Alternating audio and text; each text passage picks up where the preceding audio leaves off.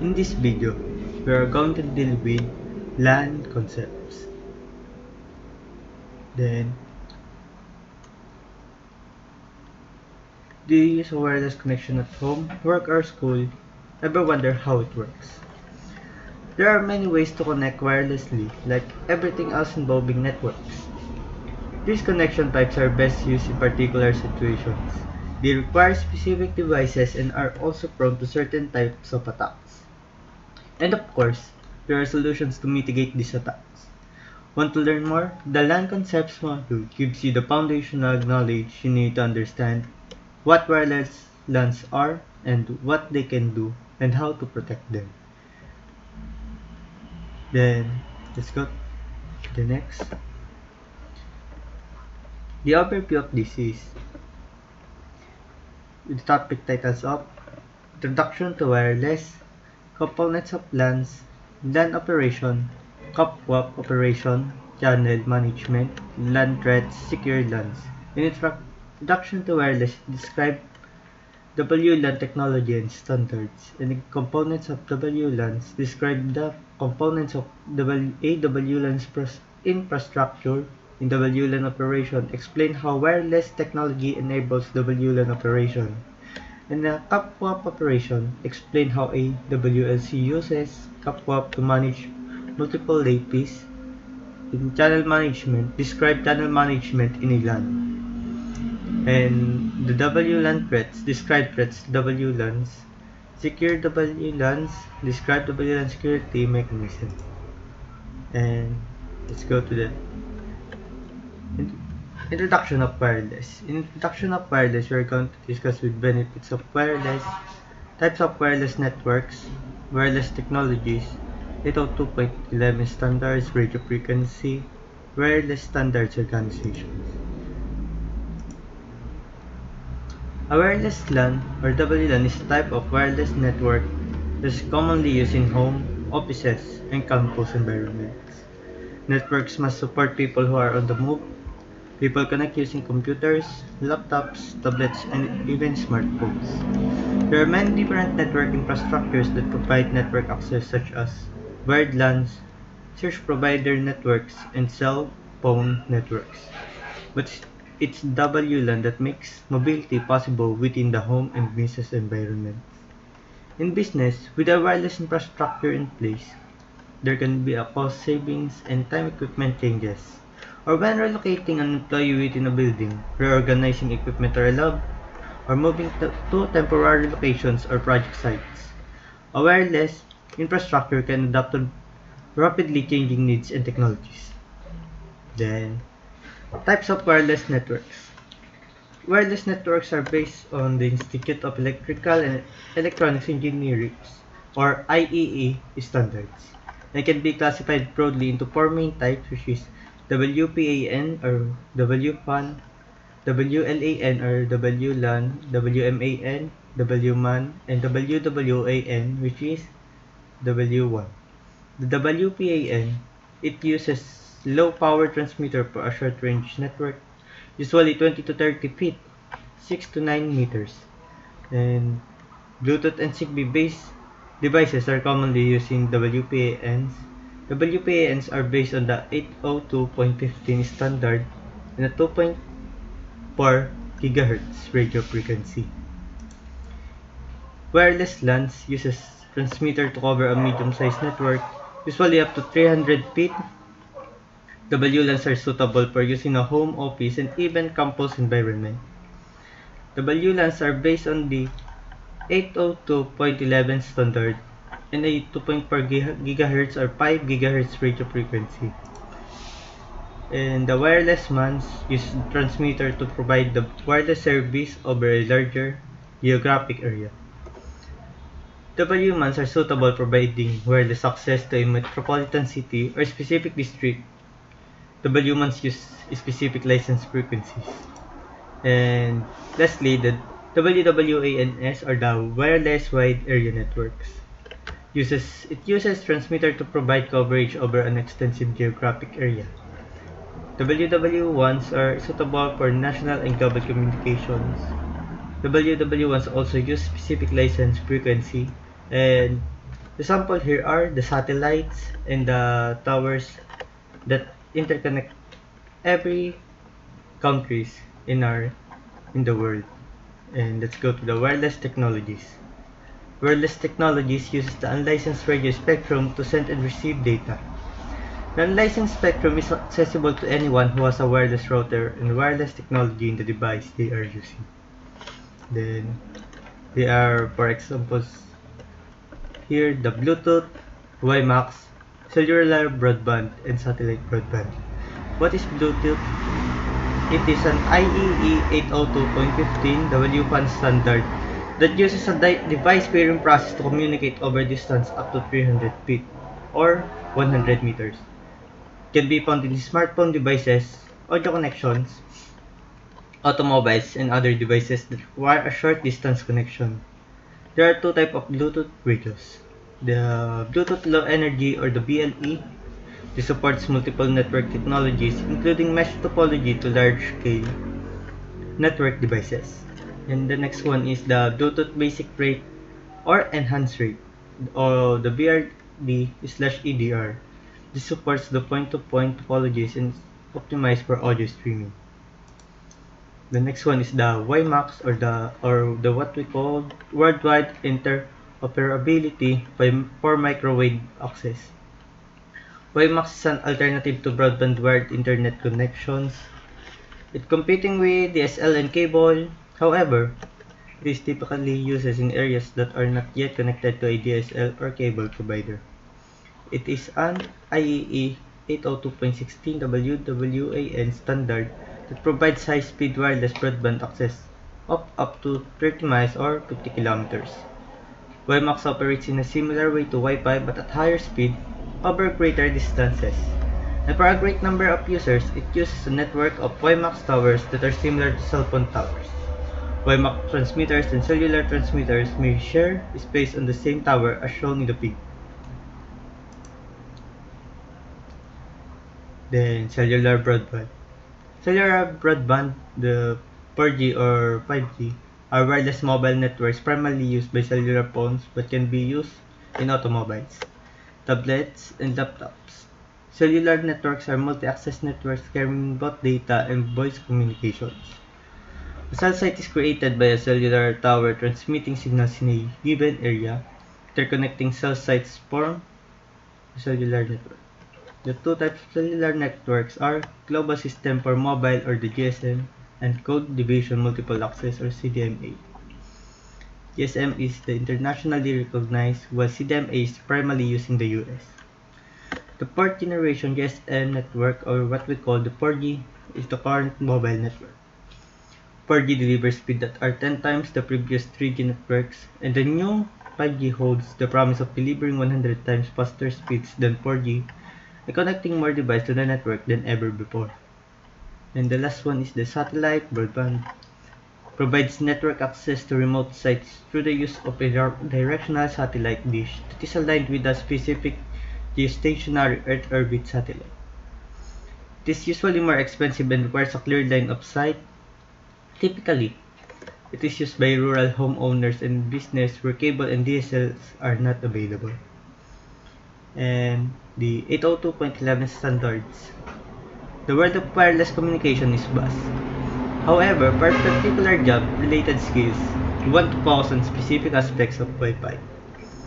The best place to start is with the IEEE 802.11 or the WLAN standards. These standards define how radio frequency are used for wireless links.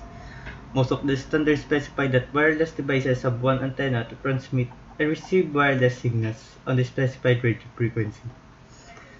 Some of the newer standards that transmit and receive at higher speeds require access points or APs and wireless clients that have multiple antennas using the multiple input and the multiple output or MIMO technology. And MIMO uses multiple antennas as both the transmitter and receiver to improve communication performance. Up to 4 antennas can be supported. The various implementation of IEEE 802.11 standards have been developed over the years. There are 802.11 with a radio frequency of 2.4 GHz, and speeds up to 2 Mbps. 802.11a with 5 GHz speeds up to 54 Mbps, small coverage area, less effective at penetrating building structures. 802.11b with 2.4 GHz radio frequency, it speeds up to 11 Mbps. And the 802.11g with the 2.4 GHz radio frequency, it speeds up to 54 Mbps.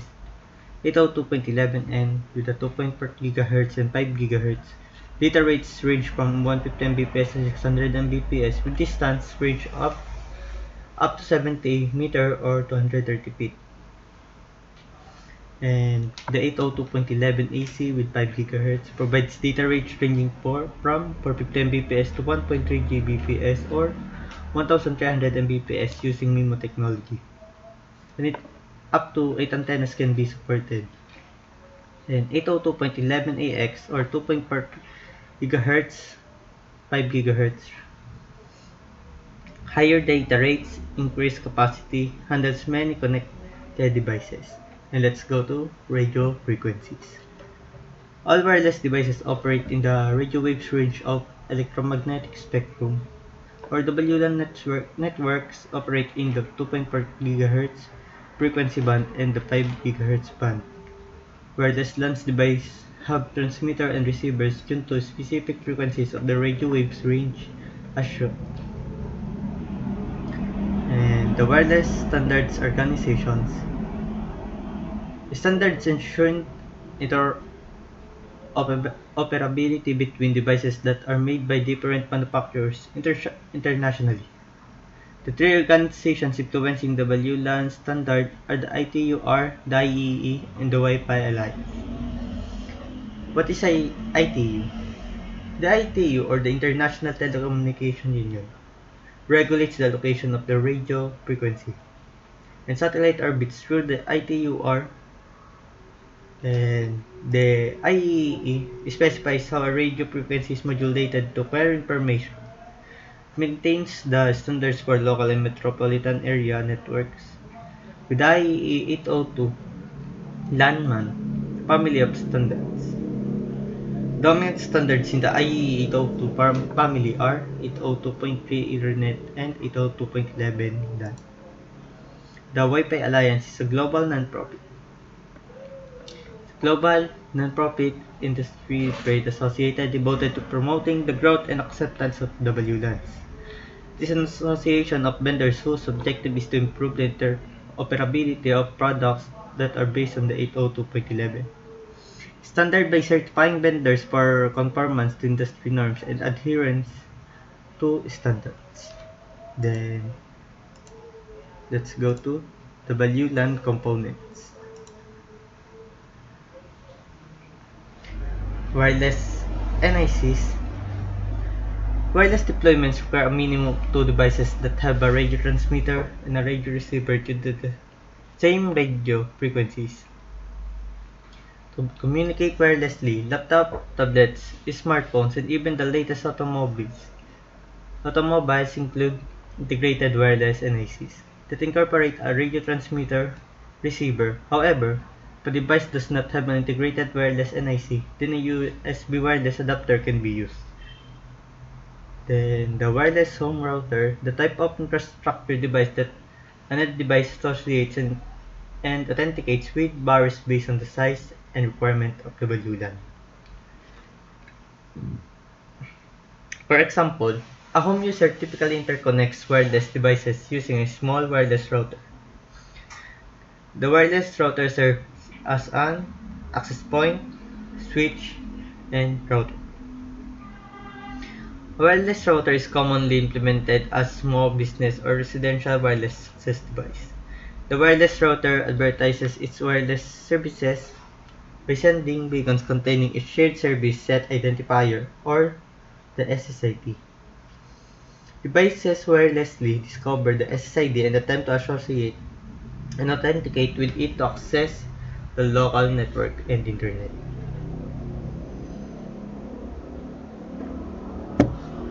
Most wireless routers are also provide advanced features such as high-speed access, support for video streaming, IP-basic addressing, QoS, configuration utilities, and USB ports to connect printers or portable devices, or drives. Additionally, home users who want to extend their network services can implement Wi-Fi range extenders. And next is the wireless access points or wireless AP. While range extenders are easy to set up and configure, the best solution would be to install another wireless access point to provide dedicated wireless access to user devices. Wireless clients use their wireless NIC to discover nearby APs, advertising their SSID clients, then attempt to associate and authenticate with an AP or access points. After being authenticated, wireless users have access to network resources. This is Then the AP categories are access point categories can be categorized either autonomous APs or controller-based APs. The autonomous APs, there are standalone devices configured using a command line interface or a GUI. As shown in autonomous APs are useful in situations where only a couple of APs required in the organization. A home router is an example of an autonomous AP because the entire AP configuration resides on the device. The wireless demands increase, more APs would be required, and each AP would operate independent of other APs, and each AP would require manual configuration and management. This would become overwhelming if many APs were needed.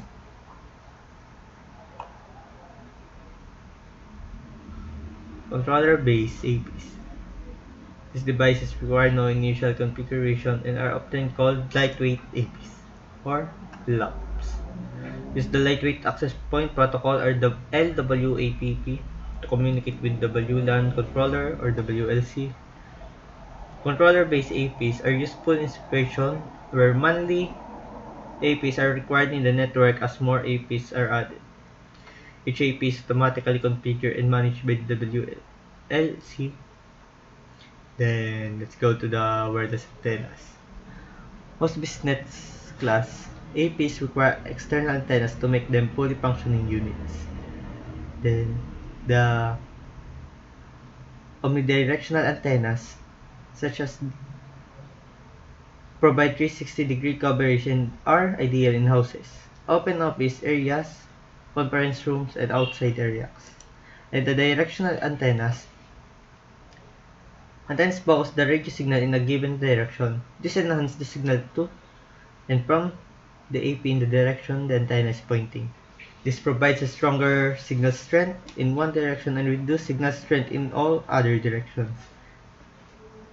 And the MIMO antennas are multiple input, multiple output. Uses multiple antennas to increase available bandwidth for IEEE 802.11n or AC or AX wireless networks.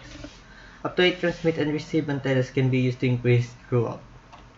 Then let's go to the LAN operation.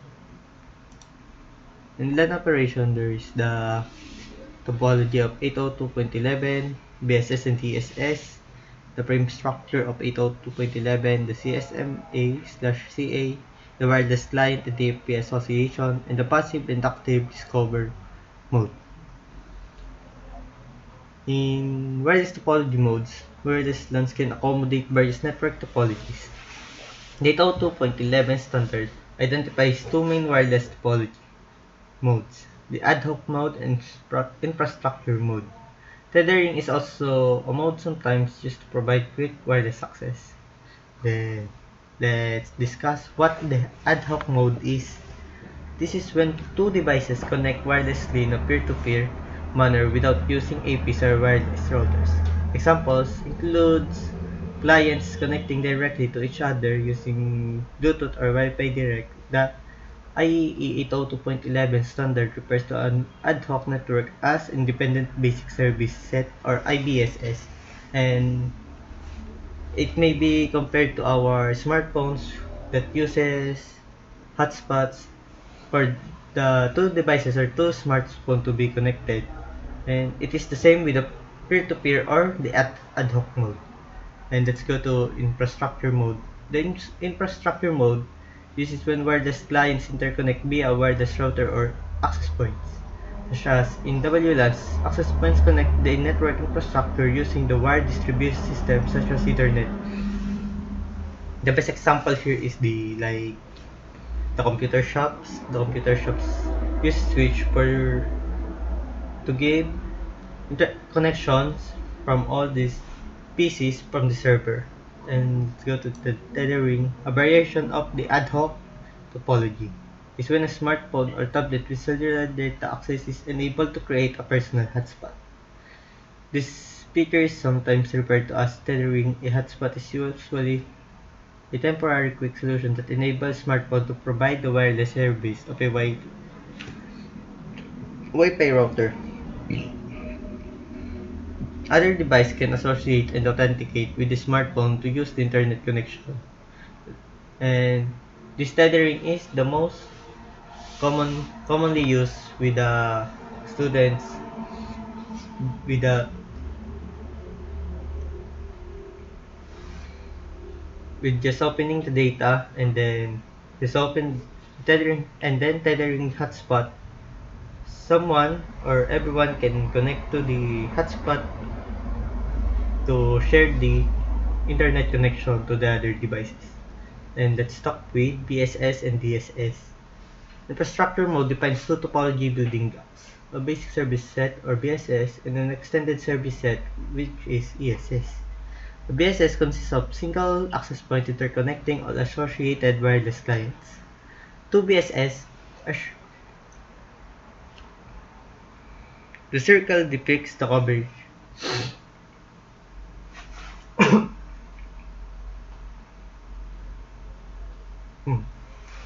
Then let's go with the ESS extended service set. When a single BSS provides insufficient coverage, two or more BSS can be joined through a common distribution system or DS into an ESS. An ESS is the union of two or more BSS interconnected by a wired DS, and each ESS is identified by a SSID and each BSS is identified by its BSSID.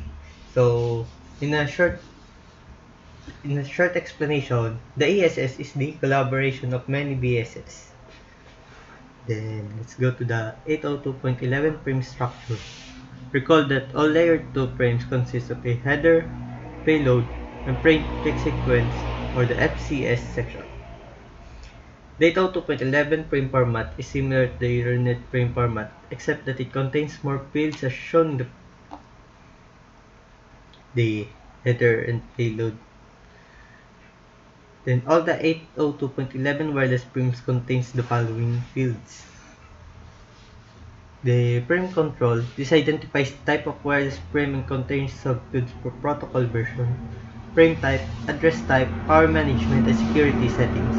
The duration, sequence protocol or sequence control, and payload and FCS. CSMA or CAWs are half-duplex shared media configuration.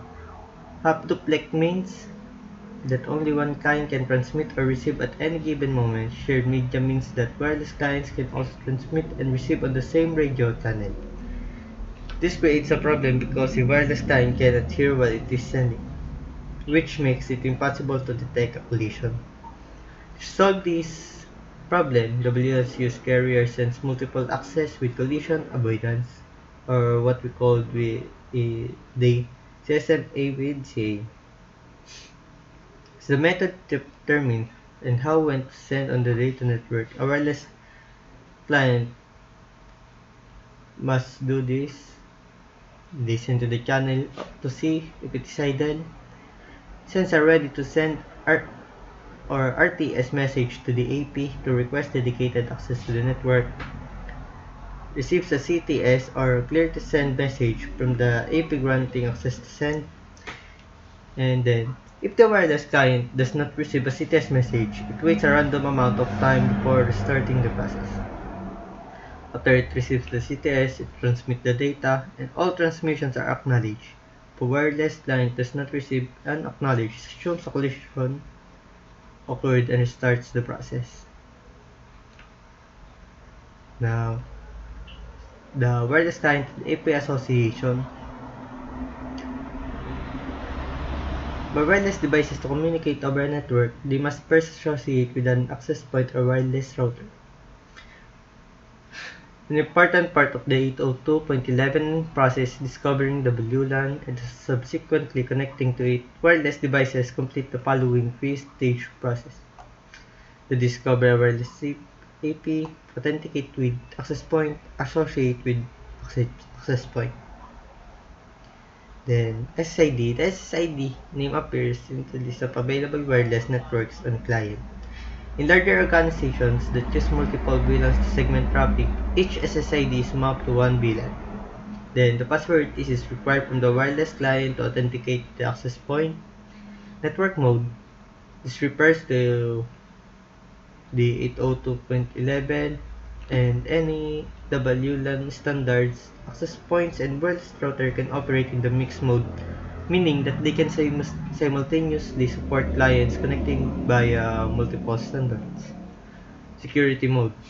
This refers to the security parameter settings, such as WEP, WPA, or WPA2, always enable the high security level supported. Channel settings. This refers to the frequency bands used to transmit wireless data. Wireless routers and the APs can scan the radio frequency channels and automatically select an appropriate channel setting. Then let's go to the last subtopic of the WLAN operation, the passive and active discover mode. Then in passive mode, the AP openly advertises its services or service by periodically sending broadcast beacon frames containing the SSID, supported standards, and security settings. The primary purpose of the beacon is to allow wireless client to learn which network and APs are available in given area. In active mode, wireless clients must know the name of the SSID. The wireless client initiates the process by broadcasting a probe requesting frame on the multiple channels. The probe request includes the SSID name and standard supported APs. The configure with the SSID will send a probe response that includes the SSID. Then let's go to the next one, which is the CAPWAP operation. CAPWAP operation, we're going to discuss with the introduction to CAPWAP, split MAC architecture, TTLS encryption, and FlexiConnect access points. CAPWAP is an IEEE standard protocol that enables a WLC to manage multiple APs and WLANs. CAPWAP is also responsible for the encapsulation and providing of WLAN line traffic between an AP and a WLC.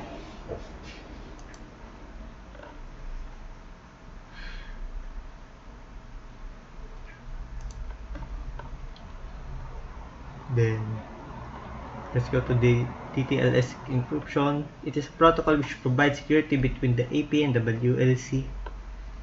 It allows them to communicate using encryption and prevents eavesdropping or tampering.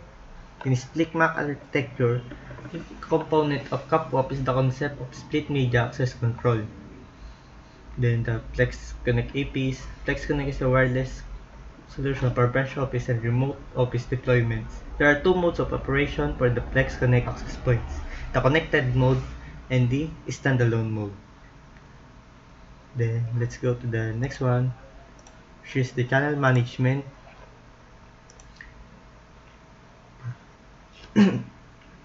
Frequency channel saturation. It is divided into three Morse information. The direct sequence, the spread spectrum or the DSSS.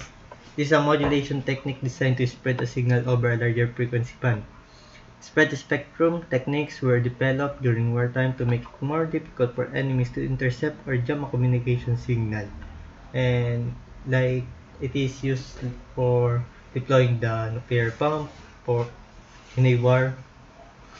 Then the FHS or frequency hopping spread spectrum. This relies on spread spectrum to communicate. It transmits radio signals by rapidly switching a carrier signal among many frequency channels. Then the last one is the OFDM or the orthogonal frequency division multiplexing. This is a subset of frequency division multiplexing in which a single channel uses multiple subchannels in adjacent frequencies.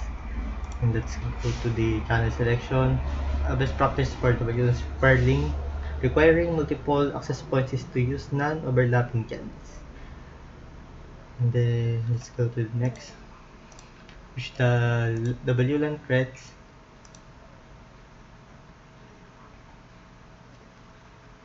Attacks can be generated by outsiders, discreetly employees, and even unintentionally by employees. Wireless networks are specifically susceptible to several threats: interception of data, wireless intruders, denial of service attack, and the rogue APs.